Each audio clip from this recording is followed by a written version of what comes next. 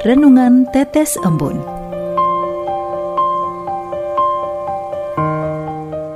Renungan Tetes Embun, Jumat 11 Juli 2025.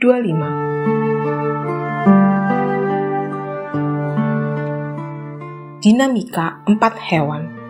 Kutipan dari Injil Matius bab 10 ayat 16. Lihat, aku mengutus kamu seperti domba di tengah-tengah serigala. Sebab itu, hendaklah kamu cerdik seperti ular dan tulus seperti merpati. Sobat Katolik Kana, ada kisah pendek dari komunitas teman sebelah.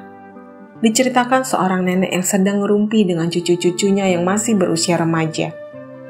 Sambil duduk santai di ruang tamu, sang nenek mengajak bersuka cita bersama. Dan siapa yang bisa menjawab tepat, maka mendapatkan kesempatan makan sepuasnya. Nenek pun berkata, "Hari ini kita tidak hanya makan kue, tetapi juga main tebak-tebakan ya." Semua bersorak senang. Nenek lalu membuka sebuah Alkitab besar yang sudah lusuh. Membacanya pelan-pelan dan nenek pun bertanya, "Perikop manakah dalam kitab suci yang menyebutkan keempat hewan ini sekaligus? Domba, serigala, ular, dan merpati?" Niko sebagai cucu yang tertua cepat-cepat menjawab, "Yohanes 10, itu tentang gembala dan juga domba." Cucu kedua berikutnya, Nikita, tidak mau kalah. Ia juga ikut menimpali, "Bukan, aku pilih Yesaya 11. Di situ ada tertulis domba dan juga serigala."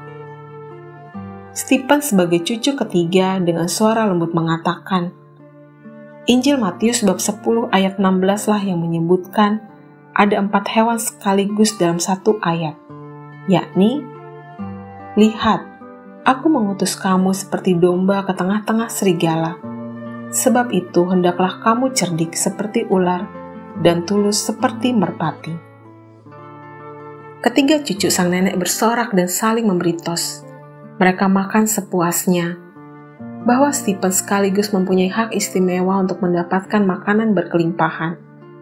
Akhirnya semua juga bisa menikmati.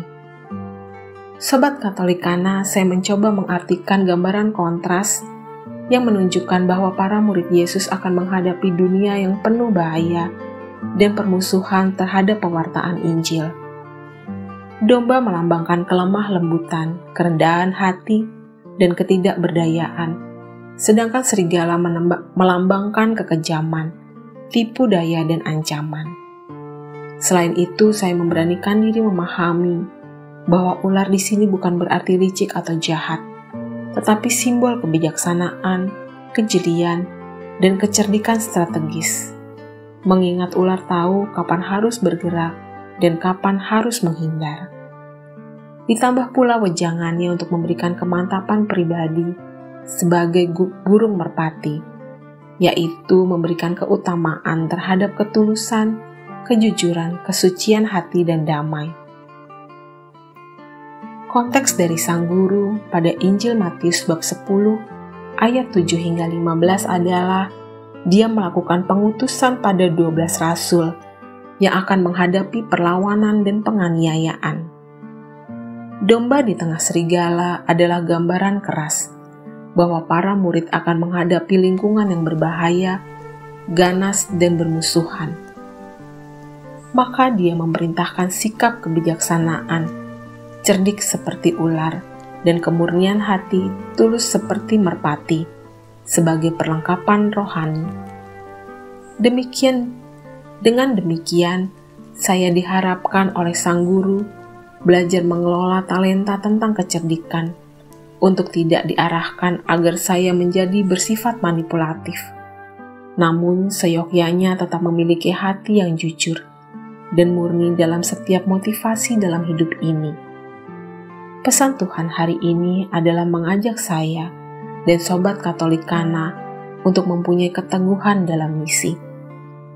Saat sekarang dipanggil Tuhan untuk menjadi bijaksana, bukan berarti menipu, dan menjadi tulus bukan berarti bodoh. Kita semua dipanggil untuk menjadi cahaya yang menyala di tengah kegelapan, bukan hanya lilin yang meleleh. Marilah berdoa. Dalam nama Bapa dan Putra dan Roh Kudus. Amin.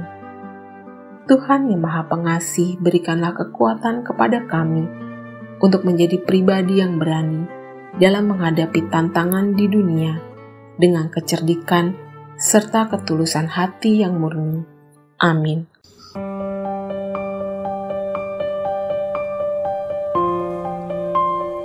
Demikian Anda telah mendengarkan Tetes Embun yang dipersembahkan oleh Radio Katolikana. Renungan Tetes Embun bisa Anda simak di Radio Katolikana, media sosial Radio Katolikana, dan YouTube Katolikana. Terima kasih dan sampai jumpa.